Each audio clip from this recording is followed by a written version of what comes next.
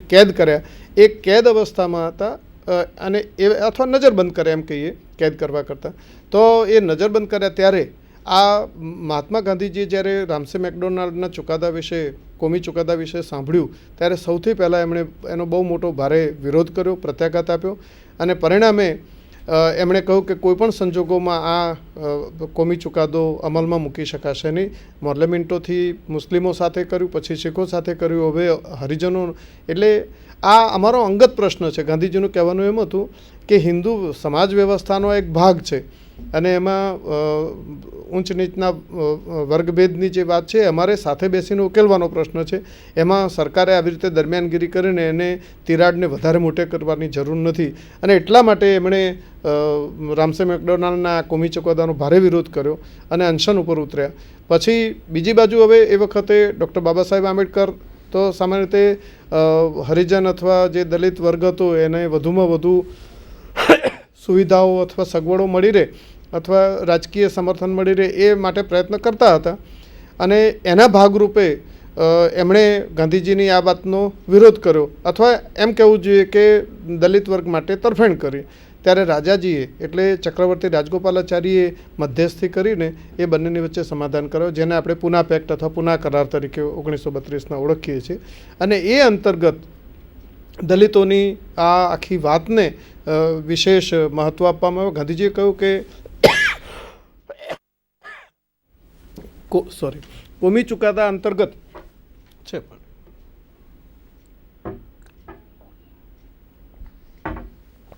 કોમી ચુકાદા અંતર્ગત જે રીતે બ્રિટિશ સરકાર આ કાયદો કરીને એમને વ્યવસ્થા આપે છે એના કરતાં ઘણા બધા વધારે લાભ ભારતીય પ્રજા અને પ્રજાનો વર્ગ આપે, પણ એમને ભારતીય પ્રજા કરતાં બીજી સામાન્ય પ્રજા કરતાં જુદા નહીં રાખવા જોઈએ, જુદા નહીં પડવા જોઈએ. અને એના કારણે આપણે સ્વાતંત્ર્ય પ્રાપ્તિ પહેલાં જ આ વાતને સ્વીકારી ચૂક્યા હતા. પરિણામે જ્યારે બંધારણ ઘડાયું અને એમાં ડૉક્ટર બાબા સાહેબ આંબેડકરનું અને આપણા કમા મુનશી સહિતના ઘણા બધા વિદ્વાનોનું જ્યારે પ્રતિનિધિત્વ હતું ત્યારે આ મુદ્દા ઉપર ખાસ ભાર મૂક્યો. એટલે પછાત જાતિઓ, પછાત વર્ગો, પછી આદિજાતિઓ અથવા પછાત જનજાતિઓ એ બધાનું પણ ધ્યાન આપવામાં આવ્યું. અને મહિલાઓ પણ આમ તો 50% વર્ગ કહેવાય દેશનું, છતાં એના તરફ કાયદાકીય જે વ્યવસ્થા હોવી જોઈએ એમાં જે જરૂર હતી એવી બધી જોગવાઈઓ કરવામાં આવી. ખાસ કરીને પૈતૃક મિલકતમાં ભાગીદારી, એ સિવાય સ્ત્રીઓની શિક્ષણની વાત, એ સિવાય વિધવા વિવાહની વાત, જે ઘણા સમયથી રાજા રામમોહનના એના સમયથી અને બેન્ટિંગના સમયથી આ બાબતે સુધારણા શરૂ થઈ હતી. એ બધી બાબતોને આપણે કાયદેસરતા આપણા બંધારણમાં સમાવીને આપવામાં આવે. પણ પછાત જાતિઓ અને વર્ગો માટે અને પછાત જનજાતિઓ માટે ખાસ વ્યવસ્થા કરવામાં આવી અને પરિણામે આજે તમે જોઈ શકો છો કે નોકરીઓમાં અથવા ચૂંટણીઓમાં પ્રતિનિધિત્વ, રાજકીય પ્રતિનિધિત્વની બાબતે ઘણું સારું પરિણામ મળી શક્યું છે અને એ પણ આ બીજા બાકીના દેશના લોકોની સાથે હળીમળીને ખૂબ સરસ રીતે કામ કરી શક્યા છે અને એમનું અપલિફ્ટમેન્ટ અથવા એમનો ઉત્કર્ષ પણ ઘણો સારો થઈ શક્યો છે. સર, સાર્વભૌમત્વ, લોકશાહી અને પ્રજાસત્તાક રાજ્ય એટલે શું? હસમુખભાઈ, બહુ મજાની વાત એ છે કે આપણે લગભગ 200 વર્ષ બ્રિટિશ શાસનના અંતર્ગત રહ્યા. એ પહેલાં મુગલ અને એથી પણ પહેલાં સલ્તનત સત્તાના અંતર્ગત રહ્યા. ત્યારે દેશ ઉપર દેશ બહારના વિધર્મી અને વિદેશી એવા સત્તાધીશોની સત્તા હતી, શાસકોની સત્તા હતી અને પરિણામે એમની ઈચ્છા પ્રમાણે દેશનું સંચાલન થતું હતું. આ આટલી લાંબી યંત્રણા પછી આમ જોવા જાવ તો છેક 1192માં બીજા તરાઈનના યુદ્ધ પછી પૃથ્વીરાજ ચૌહાણ અને શિહાબુદ્દીન મોહમ્મદ ગોરી વચ્ચેના, એ પછી રાજપૂત સમયનો અંત આવ્યો અને સલ્તનત સત્તા શરૂ થઈ. ત્યારથી શરૂ કરીને બ્રિટિશરોએ 1818માં આધુનિક ભારત એટલે ચોથા મરાઠા વિગ્રહ પછી સત્તા હસ્તગત કરી ત્યાં સુધી સલંગ આપણે વિદેશીઓના સત્તા નીચે રહ્યા હતા અને પછી એ સત્તા ટ્રાન્સફર થઈને બ્રિટિશરો પાસે આવી, પેલા મુગલો કે સલ્તનત સત્તા પાસેથી ખસીને. એટલે એ વખતે આપણને ખબર પડી કે ખરેખર દેશમાં લોકોની સત્તા શું છે, પછી સમવાય સાર્વભૌમત્વ કોને કહેવાય, આ બધો ખ્યાલ આવ્યો. અને એટલા માટે આપણા બંધારણમાં જ્યારે ઘડતરની વાત આવી ત્યારે આ 3 મુદ્દાઓને સામેલ કરીને આપણા બંધારણનું ઘડતર કરવામાં આવે. એમાં સાર્વભૌમત્વનો સીધો સાદો અર્થ એ થાય કે રાજનીતિ કે સત્તાના ભોગવટામાં કોઈ આંતરબાહ્ય દખલ ના હોય, કોઈ બહારનું દરમિયાનગીરી ના હોય, એને સાર્વભૌમત્વ કહેવાય. એટલે કે જે તે પ્રજાનું જ શાસન હોય, બહારનું એમાં ઇન્ટરફિયરન્સ અથવા દખલ કે દરમિયાનગીરી ના હોય, એ સાર્વભૌમત્વ કહેવાય. એવી રીતે લોકશાહી એટલે એ બાબતે આપણે જાણીએ છીએ કે અમેરિકાના પ્રમુખ અબ્રાહમ લિંકનની વ્યાખ્યા છે for the people, of the people and by the people. એ બહુ પ્રચલિત વ્યાખ્યા છે. અને 1861થી 65માં જ્યારે અમેરિકામાં ગૃહયુદ્ધ થયું ત્યારે એમણે જાહેર જનતાને સંબોધીને આ પરિભાષા આપી હતી. એ મુજબ આ બીજો મુદ્દો લોકશાહીનું, લોકો માટે, લોકોના કલ્યાણ માટે જ આ રાજ્ય છે, એ એનો બીજો મુદ્દો છે લોકશાહી. અને ત્રીજો મુદ્દો પ્રજાસત્તાક, એટલે બધી સત્તા છેવટે પ્રજાના હાથમાં. કોઈ બહારના કે કોઈ વંશ પરંપરાગત સત્તા કોઈ ભોગવે નહીં, એ આખી વ્યવસ્થા છે, એને આપણે પ્રજાસત્તાક કહીએ. આ 3 મુદ્દાઓને આપણા બંધારણમાં ખૂબ જ મહત્ત્વ આપવામાં આવ્યું છે. એટલે સાર્વભૌમત્વ, લોકશાહી અને પ્રજાસત્તાકના મૂલ્યોને અનુસરીને આપણા બંધારણનું ઘડતર કરવામાં આવ્યું છે. સર, આપણા બંધારણને વિશિષ્ટ સમવાયતંત્ર બંધારણ છે, એ વિશે જરા પ્રકાશ પાડશો? મેં હમણાં જ તમને આગળ કહ્યું કે સમવાયતંત્રી બંધારણો ખાસ કરીને જડ હોય છે અને એમાં પરિવર્તનની વાત કરી. પણ સમવાયતંત્ર એ શબ્દ સમજવો હોય તો કહેવું જોઈએ કે એક એવું વ્યવસ્થાતંત્ર જેમાં કેન્દ્રમાં મૂળ સત્તા એક બધાની ભેગી હોય અને એની નીચે જે એકમ રાજ્યો હોય એ સમાનતાના ધોરણે અને સ્વેચ્છાએ જોડાયા હોય એવા તંત્રને આપણે સમવાયતંત્ર કહીએ. દાખલા તરીકે અમેરિકાનું બંધારણ. હવે અમેરિકાનું બંધારણ સમવાયતંત્રી બંધારણ છે, અમેરિકાનું રાજતંત્ર સમવાયતંત્રી છે.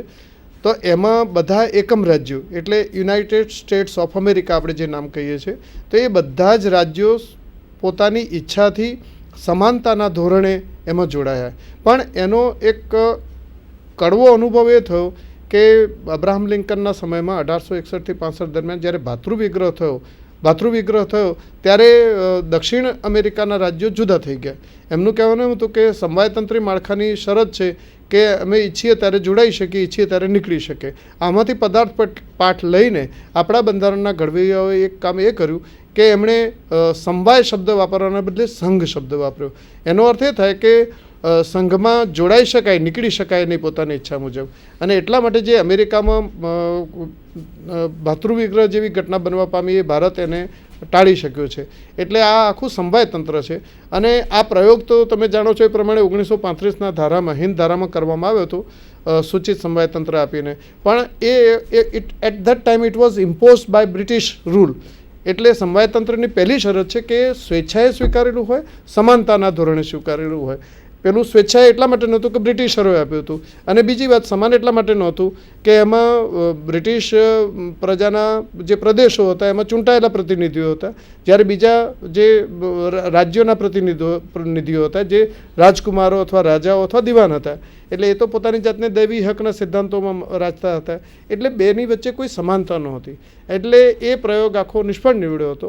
પણ આપણે આ બધાનો પાઠ લઈને અમેરિકાનો દાખલો અને 35ના ધારાના સરકારના સૂચિત સમવાયતંત્રના પ્રયાસો, એ બધાનો દાખલો લઈને આપણે સ્વાતંત્ર્યોત્તર કાળમાં જ્યારે બંધારણ ઘડ્યું ત્યારે સમવાયતંત્રી માળખું સ્વીકાર્યું. પણ એને વિશિષ્ટ એટલા માટે બનાવવામાં આવ્યું કે બંધારણમાં એને વિશેષ રૂપ આપવામાં આવ્યું, એટલે કે સંઘીય સ્વરૂપ આપવામાં આવ્યું. એટલે આ એક વિશેષ પ્રયોગ છે. અચ્છા સર, છેલ્લો એક પ્રશ્ન આપને પૂછી લઉં કે સ્વતંત્રતા દરમિયાન એ પછી ભાષા માટેનો એક પ્રશ્ન સતત ઊભો થયો, હિન્દી અંગ્રેજીનો. 2 દિવસ પહેલાંના જ ન્યૂઝની અંદર દક્ષિણના એક રાજ્યમાં વકીલાત અમુક ભાષામાં જ થવી જોઈએ એ સંદર્ભમાં બહુ મોટું આંદોલન ચાલ્યું હતું અને ન્યૂઝ પણ હતા. આપણા ગુજરાતના વકીલો પણ એ સંદર્ભમાં અંગ્રેજી ભાષાની ગુજરાતની અંદર વકીલાત થવી જોઈએ આ સંદર્ભમાં સતત એના ઉપર પ્રશ્નો ઊભા થયા કરે છે. તો આપણા બંધારણની અંદર રાષ્ટ્રભાષાના આપણા ભાષાના સંદર્ભમાં શું જોગવાઈ છે? પટેલ સાહેબ, સાચી વાત એ છે કે સ્વતંત્ર રાષ્ટ્ર હોય એનું પોતાનું એક રાષ્ટ્રીય પ્રતીક હોય, રાષ્ટ્રધ્વજ હોય, એવી જ રીતે એક રાષ્ટ્રભાષા પણ હોવી જોઈએ. દરેકને પોતાની ભાષા પ્રિય હોય છે. આપણે જાણીએ છીએ કે મુગલોએ ફારસી ભાષાનો રાજભાષા તરીકે ઉપયોગ કર્યો હતો અને બ્રિટિશરોએ અંગ્રેજી ભાષાનો. આપણે સ્વાતંત્ર્યોત્તર કાળમાં આ ઉપર ખાસ ભાર આપવામાં આવ્યો અને જ્યારે આપણી રાષ્ટ્રભાષા નક્કી કરવાનું થયું ત્યારે દેવનાગરી હિન્દી ભાષાને રાષ્ટ્રભાષા તરીકે સ્વીકારવામાં આવ્યું. પણ વિરોધ એ થયો છે કે દક્ષિણ ભારતના રાજ્યો સંસ્કૃત પ્રચુર હિન્દી ઈચ્છતા હતા, જ્યારે આપણા બંધારણમાં ફારસી અથવા ઉર્દૂ અને વિદેશી ભાષાને પ્રચુરતા હોવાના કારણે એમણે હિન્દીનો વિરોધ કર્યો. એટલે એના કારણે રાષ્ટ્રભાષાનો વિવાદ થયો અને પરિણામે આજે પણ અંગ્રેજીને એટલું જ અહેમિયત અથવા મહત્ત્વ આપવામાં આવે છે અને રાષ્ટ્રભાષાને દક્ષિણના રાજ્યોમાં આટલા વર્ષો પછી પણ આપણે જોઈએ એટલી અસરકારક નથી કરી શક્યા. પણ એનો એક સરળ મુદ્દો એ છે કે ટીવી અથવા દૂરદર્શન અને ફિલ્મોના માધ્યમથી હિન્દી ઘણું પ્રચલિત થયું હોવાથી ઘણો મોટો વર્ગ દેશમાં અને વિદેશમાં હિન્દી ભાષાભાષી બન્યો છે અને એટલે રાષ્ટ્રભાષા તરીકે આપણે દેવનાગરી લિપિવાળી હિન્દીને આપણે રાષ્ટ્રીય અને મોટાભાગના લોકો એ સમજી શકે છે, બોલી શકે છે, માટે એ રાષ્ટ્રભાષા હોવી જોઈએ. એ આપણા બંધારણનો સ્વીકારેલો સિદ્ધાંત છે. દર્શક મિત્રો, ભારતનું બંધારણ આ વિષય ઉપર વિદ્યાર્થી તરીકે પરીક્ષામાં તો ઉપયોગી છે જ, કોમ્પિટિશન એક્ઝામમાં પણ આના સંદર્ભમાં પ્રશ્નો પૂછાય છે, એટલે એ રીતે પણ આપને ઉપયોગી હશે. એક નાગરિક તરીકે પણ આ વિષયને જાણવો, સમજવો એ અનિવાર્ય છે. તો આપ સર્વને આ વિષય 100% ઉપયોગી બન્યો જ હશે. આ સંદર્ભમાં કેટલાક સંદર્ભ ગ્રંથો પણ છે. તો જરા ભારતનું રાજ્ય બંધારણ પ્રવીણ શેઠ અને મકરંદ મહેતા લિખિત, પછી ભારતનું બંધારણ સંક્ષિપ્તમાં આપણા આજના વક્તા કેસી બારોટ સાહેબના જ હાથે લખાયેલું છે. ત્યારબાદ ભારતનો બંધારણીય ઇતિહાસ આર કે ધારૈયા સાહેબ, પછી આપણું બંધારણ સુભાષ કશ્યપ, ભારતીય બંધારણ Hemantbhai Shah, constitutional history of the India V D. Mahajan અને પિલિગ્રીમેજ ટુ ફ્રીડમ કમા મુનશી. આ સિવાય પણ ઘણા બધા પુસ્તકો આ સંદર્ભમાં અવેલેબલ છે. બાબા સાહેબના જીવન અને કવનના સંદર્ભમાં પણ છે. આપ સર્વ વતી અને સંધાન વતી માનનીય શ્રી બારોટ સાહેબનો હૃદયપૂર્વક આભાર માનું છું.